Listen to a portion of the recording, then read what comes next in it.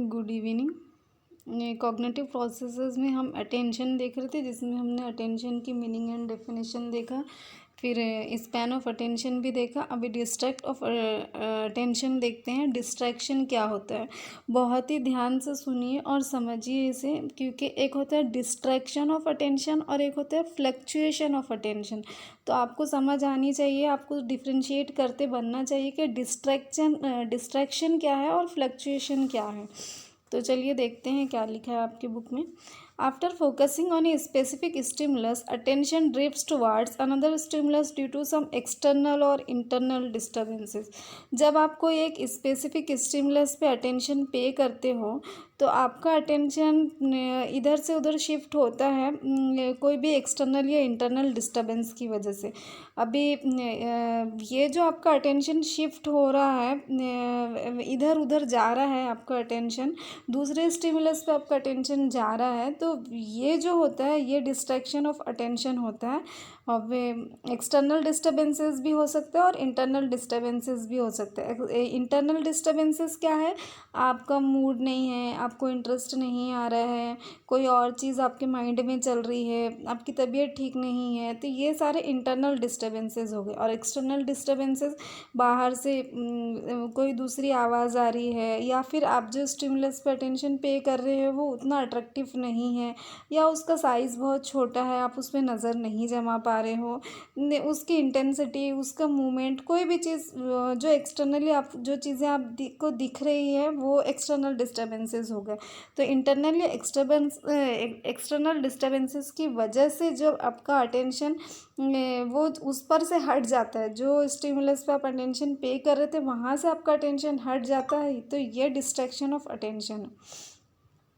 For example, मिसाल के तौर पर, while studying your attention may get suddenly distracted due to a film song played in a high volume by your neighbours. जैसे आप पढ़ाई कर रहे हो तो पढ़ाई करते करते अचानक आपका जो अटेंशन है वो डिस्ट्रैक्ट हो सकता है अगर पड़ोस वाले घर में ज़ोर से गाने बज रहे हैं तो।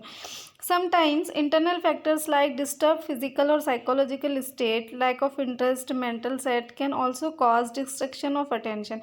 कुछ कभी ऐसा भी होता है कि आपकी फिजिकल या साइकोलॉजिकल स्टेट डिस्टर्ब है, आप की तबीयत ख़राब है, सर में दर्द है, बुखार है, वॉटेवर कोई भी फिजिकल डिस्टर्बेंस है या साइकोलॉजिकल डिस्टर्बेंस है, आपका मूड नहीं बन रहा है, आपका माइंड सेट नहीं है, आपको इंटरेस्ट नहीं आ रहा है, तो ये सारी चीज़ों की वजह से भी अटेंशन डिस्ट्रैक्ट होता है। For example, your attention may get distracted if you have stomach एक। मिसाल के तौर पर अगर आपके पेट में दर्द हो रहा है तो उसकी वजह से भी आप वो चीज़ पर अटेंशन पे नहीं कर सकते। अभी देखते हैं हम division of attention. Division of attention क्या है, एक एक चीज़ को अच्छे से समझिए और उसको डिफ्रेंशिएट करिए। डिस्ट्रैक्शन ऑफ अटेंशन अलग होता है, डिवीज़न ऑफ अटेंशन अलग होता है, फ्लक्चुएशन ऑफ अटेंशन अलग होता है। तो division of attention, we observe people doing two things simultaneously like reading newspaper while eating और नीटिंग वाइल वॉचिंग टीवी। हम देखते हैं कि लोग एक साथ दो काम करते हैं, जैसे कि खाना खाते खाते न्यूज़पेपर पढ़ते हैं, टीवी देखते देखते लोग बुनाई करते हैं, नीटिंग करते हैं, आप गाड़ी चलाते चलाते गाने सुनते हो। तो ये क्या होता है कि आप अटेंशन दो जगह पे कर रहे हो। In a true sense individual can not divide attention to two task simultaneously. लेकिन सही मानों में कहा जाए तो कोई भी इंडिविजुअल, कोई भी इंसान एक साथ दो चीज़ों पर अटेंशन पे नहीं कर सकता। फिर ये कैसे होता है कि जब एक साथ दो चीज़ों पे अटेंशन पे नहीं कर सकता तो कोई खाना खाते खाते पेपर कैसे पढ़ लेता है, या कोई टीवी देखते देखते नीटिंग कैसे कर लेता है, या गाड़ी चलाते चलाते गाने कैसे सुन लेता है, दो चीज़ों पे कैसे वो अटेंशन पे कर सकता है।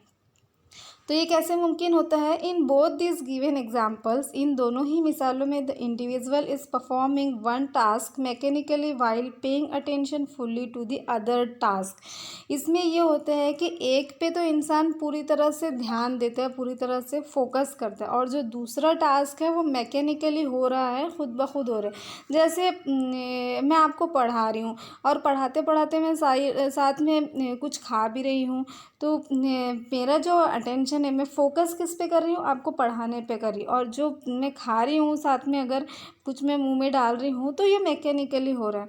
अगर बहुत सारे लोग ऐसे होते हैं जो पढ़ाई करते हैं, हेडफोन लगा के पढ़ाई करते, गाने भी बजते रहते हैं, उनके कानों में गानों की भी आवाज़ आती है और वो अपना पढ़ाई भी करते रहते हैं, तो एक्चुअली उनका फोकस पढ़ाई पर होता है। लेकिन वो जो गाने सुनने वाला प्रोसेस है वो मैकेनिकली होता है। तो ये ऐसे ही मुमकिन, जब एक प्रोसेस मैकेनिकली हो रहा है या ऑटोमेटिकली हो रहा है तो तभी आप दो चीज़ों पे अटेंशन फोकस कर सकते हो, दो काम आप एक साथ कर सकते हो।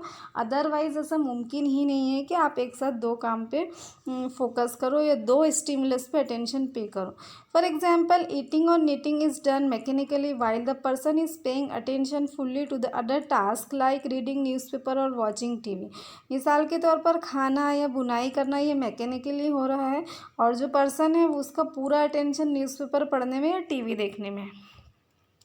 If a person needs to pay attention to both the tasks simultaneously, then it results into increase in mistake, decrease in efficiency, confusion, etc.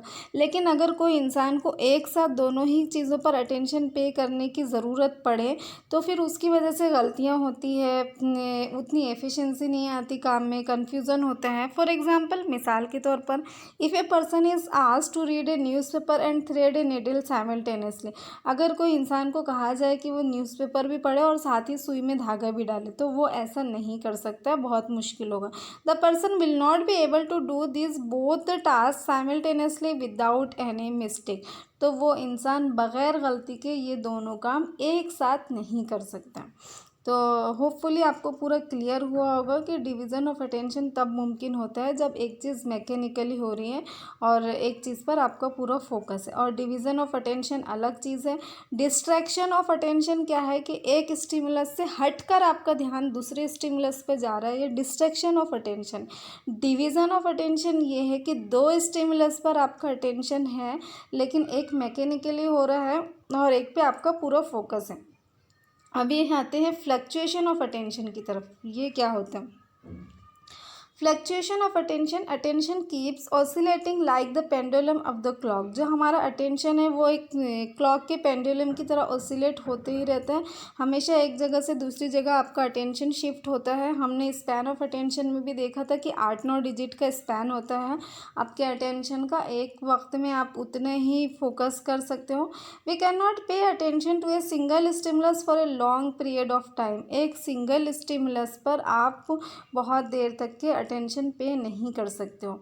Are attention shift towards other stimulus for a fraction of time and comes back to the original stimulus.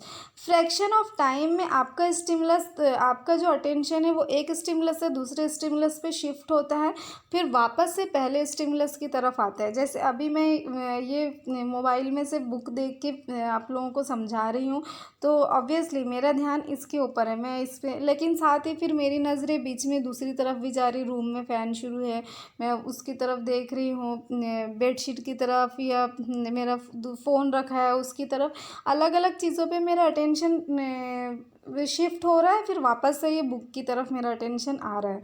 तो ये जो चीज़ है ये fluctuation of attention है। I hope आप अभी आपको clear हो गया होगा कि डिस्ट्रैक्शन ऑफ अटेंशन और फ्लक्चुएशन ऑफ अटेंशन में क्या डिफरेंसेस है। डिस्ट्रैक्शन ऑफ अटेंशन में आपको आपका जो फोकस है वहाँ से हट जाता है, अभी आप किसी और चीज़ पर ध्यान देने लगते हो या आप उस पर ध्यान दे ही नहीं पाते।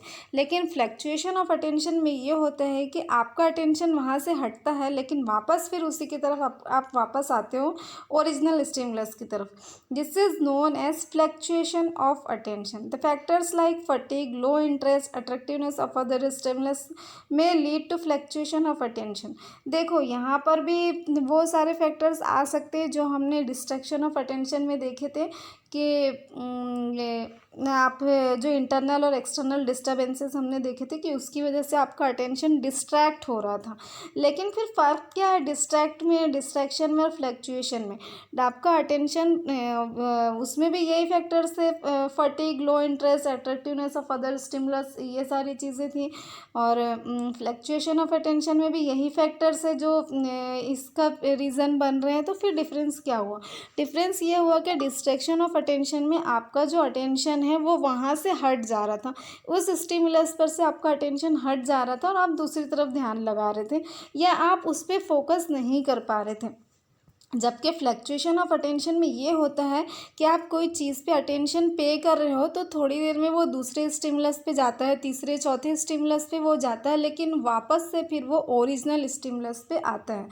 For example, when you pay attention to what your teacher is teaching, your attention temporarily shift to a friend sitting beside you or to a peon is standing in the corridor and again you pay attention to what your teacher is teaching। मिसाल के तौर पर class में आपको teacher समझा रहे हैं तो टेम्परेरी आपका अटेंशन आपके फ्रेंड की तरफ जाता है, पियून खड़ा है कॉरिडोर में आपका अटेंशन उसकी तरफ जाता है, कोई और भी अलग अलग चीज़ों में आपका अटेंशन जाता है, लेकिन वापस से फिर टीचर क्या समझा रही है उसकी तरफ आपका अटेंशन वापस आता है। तो अब ये होता है फ्लक्चुएशन ऑफ अटेंशन। ये आपको अच्छे से समझ आ गया होगा। तो अटेंशन वाला पार्ट हमारा कंप्लीट हुआ। अभी परसेप्शन हम नेक्स्ट वीडियो में देखेंगे।